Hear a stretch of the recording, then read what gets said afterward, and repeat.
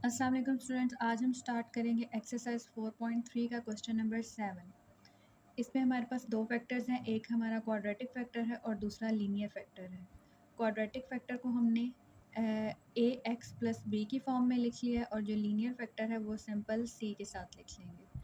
फिर हमने इन दोनों फैक्टर्स को दोनों साइड्स पे मल्टीप्लाई करना है, तो हमारे पास बन जाता है 11x माइनस 6। ए एक्स प्लस बी के साथ एक्स स्क्वायर प्लस 3 दोनों साइड्स पे कैंसिल आउट हो जाता है, तो हमारे पास सिर्फ एक्स प्लस 2 रह जाएगा। इसी तरह सी के साथ x plus two cancel out हो जाते हैं, एक्स स्क्वायर प्लस 3 रह जाता है। फिर हम इसको मल्टीप्लाई कर लेंगे और एक्स स्क्वायर एक्स और कांस्टेंट के कोफिशिएंट सेपरेट आउट कर लेंगे। अब हम x प्लस 2 में से x की वैल्यू निकालेंगे -2 और उसको पुट कर दें इक्वेशन नंबर 2 में। इसको इक्वेशन नंबर 2 में पुट करेंगे तो हमारे पास c की वैल्यू आ जाएगी -4। अब बाकी दो वैल्यूज़ निकालने के लिए हमें कोई से भी दो कोफिशिएंट्स जो हैं वो कंपेयर कर लेने हैं। जैसे अगर मैं यहाँ पर एक्स स्क्वायर के कंपेयर करूँ तो यहाँ पर एक्स स्क्वायर की कोई वैल्यू नहीं है, तो हम इसको लिखेंगे 0 is equal to a plus c. और अगर एक्स के कंपेयर करें तो यहाँ पे एक्स के साथ 11 है, तो 11 is equal to 2a plus B. इसी तरह अगर मैं कांस्टेंट के करूँ तो यहाँ पे कांस्टेंट मेरे पास -6 है, तो ये बनेगा -6 is equal to 2b plus 3c।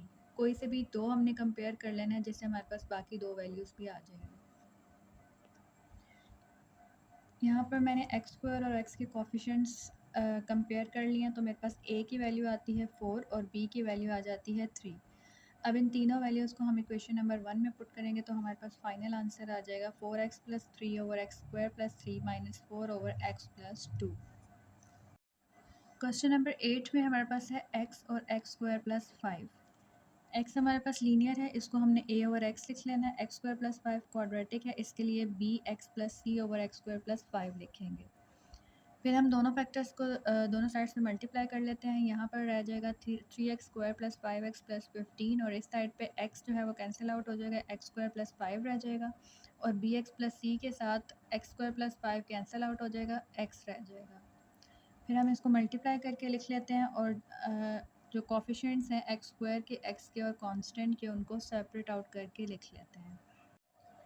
अब इसके बाद आपकी चॉइस है, आप इसमें x की वैल्यू 0 निकाल के इक्वेशन नंबर 2 में पुट करने से a की वैल्यू निकाल सकते हैं और इसके अलावा आप कोफिशिएंट्स कंपेयर करने से भी तीनों की वैल्यूज़ निकाल सकते हैं। मैंने यहाँ पर तीनों के कोफिशिएंट्स कंपेयर कर लिए हैं। सबसे पहले मैंने कांस्टेंट के कोफिशिएंट कंपेयर किए जिससे मेरे पास आ गया 3।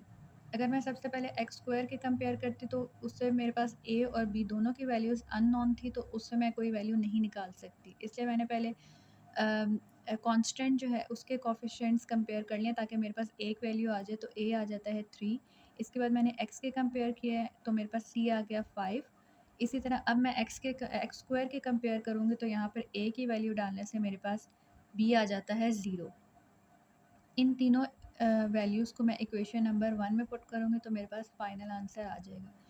b हमारे पास 0 है, तो जब हम यहाँ पर b 0 पुट करेंगे तो हमारे पास ये वाली टर्म कैंसिल आउट हो जाएगी, जस्ट हमारे पास c की वैल्यू रहेगी। तो ये मेरे पास फाइनल आंसर बनता है, that is 3 over x plus 5 over x square plus 5। Question number 9 जो है उसमें जो हमारे पास फैक्टर्स हैं x-1 एक्स स्क्वायर प्लस 1, इसको हम मल्टीप्लाई करें तो हमारे पास जो x की हाईएस्ट पावर बनती है 3 और ऊपर भी 3 है, तो ये बन जाता है हमारे पास इम्प्रॉपर फ्रैक्शन। तो इसको प्रॉपर बनाने के लिए हमें दोनों को डिवाइड करना होगा। तो पहले मैं ये जो फैक्टर्स हैं इनको मल्टीप्लाई कर लूँगी तो मेरे पास आ जाएगा x cube plus x minus x square minus 1 और इसको अब मैंने डिवाइड कर लेना है 3x क्यूब के साथ। डिवाइड करने से मेरे पास इस फॉर्म में आंसर आ जाता है। इसको हम कैसे लिखेंगे, क्वोशंट को हम लोग सेपरेट करके लिख लेते हैं और दूसरी साइड पे हमारे पास reminder 3x square minus 3x plus 3 over x cube plus x minus x square minus 1। इसके बाद हम क्या करेंगे, हमें इस वाले पार्ट को पार्शियल फ्रैक्शन में रिजॉल्व कर लेना है। तो हम इसको हम लोग फैक्टर्स की फॉर्म में लेंगे जो हमारे पास ओरिजिनल फैक्टर्स थे, x minus 1 into x square plus 1। तो यहाँ पर अब हमारे पास x minus 1 into x square plus 1 आ जाएगा। अब एक मेरे पास लीनियर है और दूसरा जो है वो क्वाड्रेटिक है, तो लीनियर वाला हम simple a over x minus 1 लिख लेंगे और जो क्वाड्रेटिक है उसको बी एक्स प्लस सी ओवर एक्स स्क्वायर प्लस 1, ये बन जाएगी इक्वेशन नंबर 1। फिर हम इन फैक्टर्स को दोनों साइड्स पे मल्टीप्लाई कर लेंगे।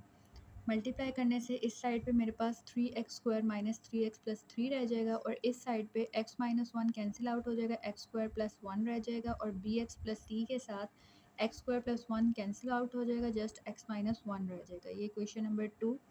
फिर हमें इन सबको मल्टीप्लाई करने के बाद अपने जो कोफिशिएंट्स हैं x² x और कांस्टेंट के वो सेपरेट आउट कर लेने हैं। फिर यहाँ से जो हमारे पास लीनियर फैक्टर था उससे हमने x की वैल्यू निकाल लेनी है 1 और उसको इक्वेशन नंबर 2 में पुट कर देना है। इसको पुट करने से हमारे पास a की वैल्यू आ जाएगी 3/2। बाकी वैल्यूज़ निकालने के लिए हमें यहाँ से कोई से भी दो कोफिशिएंट्स जो हैं वो कंपेयर कर लेने हैं। अगर मैं एक्स स्क्वायर के करूँ तो यहाँ पर एक्स स्क्वायर 3 है, इसको हम लिखेंगे 3 is equal to a plus B.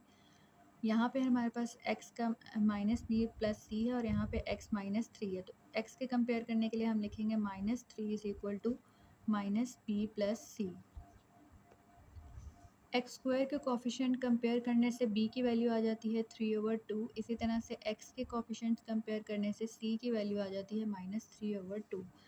अब हम इन तीनों वैल्यूज़ को इक्वेशन नंबर 1 के अंदर पुट करेंगे पहले और उसके बाद अपनी जो मेन इक्वेशन होगी a उसके अंदर पुट करेंगे।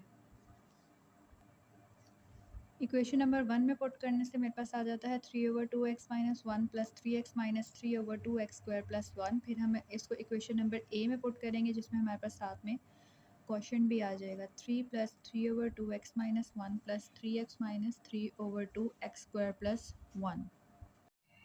यहाँ पे हमारे पास एक्सरसाइज नंबर 4.3 जो है वो कंप्लीट हो जाती है। अगर आपके पास कोई भी क्वेश्चन हो, कोई क्यूरी हो आपको, तो आप कमेंट सेक्शन में बता सकते हैं और इसके अलावा अगर आपको इसके पीडीएफ सॉल्यूशंस चाहिए हो तो वो भी आप लोग कमेंट सेक्शन में बता सकते हैं।